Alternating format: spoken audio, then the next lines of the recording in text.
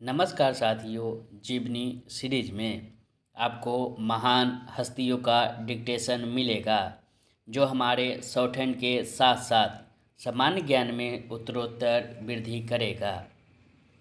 Dictation अच्छा लगे channel को सब्सक्राइब, वीडियो को लाइक एवं शेयर करें। साथ ही इसी तरह के डिक्टेशन पाने के लिए बेल आइकन जरूर दबाएं। सुभाष चंद्र बोस 1 2 3 स्टार्ट। भारतीय इतिहास में सुभाष चंद्र बोस एक महान व्यक्ति एवं बहादुर स्वतंत्रता सेनानी के रूप में विख्यात हैं। भारतीय स्वतंत्रता संग्राम में उनका योगदान अविस्मरणीय है। उनके द्वारा दिया गया नारा "तुम मुझे खून दो, मैं तुम्हें आज़ादी दूंगा" उनकी क्रांतिकारी सोच को दर्शाता है।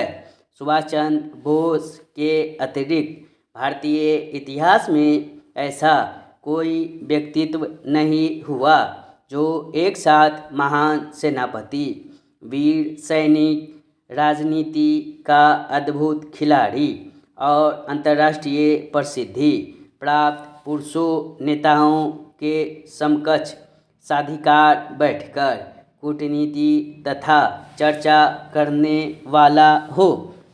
महात्मा गांधी के नमक सत्याग्रह को नेपोलियन की पेरिस यात्रा की संज्ञा देने वाले सुभाष चंद्र बोस एक ऐसे व्यक्तित्व थे जिनके पांव लक्ष्य से कभी पीछे नहीं हटे तथा उन्होंने जो स्वप्न देखा उसे पूरा किया।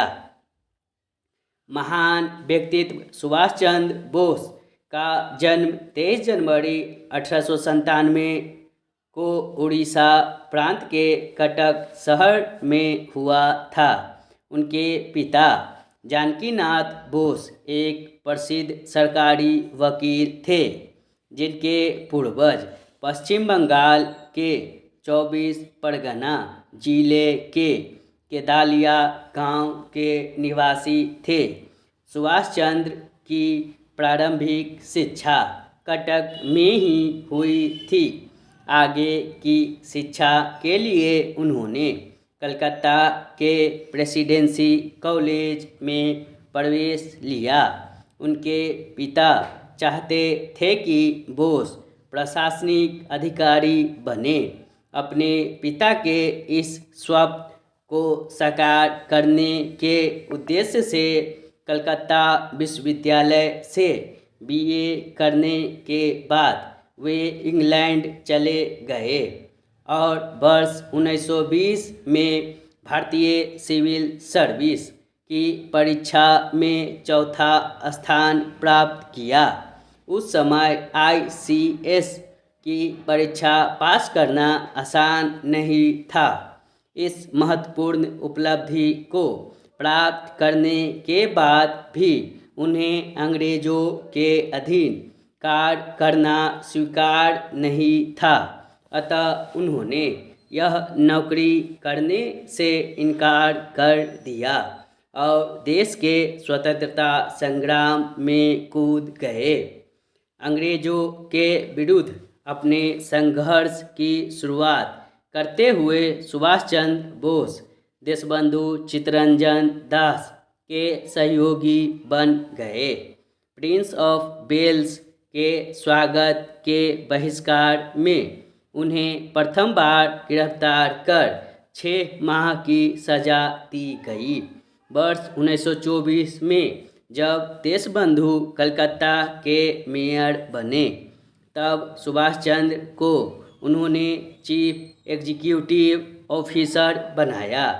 उनके स्वतंत्रता उन्मुखी कार्यक्रमों एवं क्रियाकलापों से भयभीत होकर सरकार ने उन्हें उसी वर्ष फिर गिरफ्तार कर जेल भेज दिया, पर वह उन्हें अधिक समय तक कैद नहीं रख सकी और 15 मई 1927 को उन्हें रिहा कर दिया गया।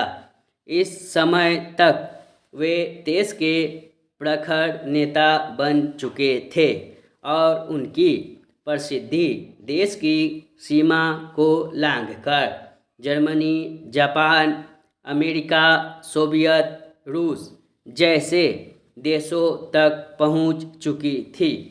26 जनवरी 1930 को कलकत्ता के मेयर पद पर रहते हुए नेताजी ने आज़ादी के दिन की घोषणा के साथ विशाल जुलूस निकाला, जिसके कारण उन्हें फिर गिरफ्तार कर असहनीय यातनाएं दी गई। जेल में उनका स्वास्थ्य जब अत्यधिक बिगड़ गया तो सरकार ने उन्हें इस शर्त पर रिहा किया कि वे रिहा होने के बाद सीधे यूरोप चले जाएंगे। अतः वे रिहा होने के तुरंत बाद अपने संबंधियों से मिले बिना ही वायुयान द्वारा स्विट्जरलैंड चले गए। यह वास्तव में सरकार की सोची समझी चाल थी। उन्हें रिहा नहीं किया गया था बल्कि निर्वासन दिया गया था और यह बात तब स्पष्टतः सिद्ध हो गई जब अपने पिता की मृत्यु पर स्वदेश लौटते ही गिरफ्तार कर उन्हें उनके घर में ही नज़रबंद कर दिया गया। लगभग 1 माह तक वे इसी तरह नज़रबंद रहे। इस दौरान उन्हें किसी राजनीतिक चर्चा में भाग नहीं लेने दिया गया, अतः वे पुनः यूरोप लौट गए। विदेश में रहते हुए देश की सेवा करना बहुत कठिन था और ब्रिटिश सरकार ने उनसे स्पष्ट कह दिया था कि भारत में वे केवल जेलों में ही रह सकते हैं। फिर भी वे स्वदेश लौटे। इसका परिणाम यह हुआ कि उन्हें पुनः गिरफ्तार कर लिया गया। उनकी गिरफ्तारी से देश भर में क्रांति की लहर फैल गई, पर सरकार टस से मस नहीं हुई। इसी बीच उनके बिगड़ते हुए स्वास्थ्य को देखते हुए उन्हें पहले की तरह पुनः रिहा कर दिया गया।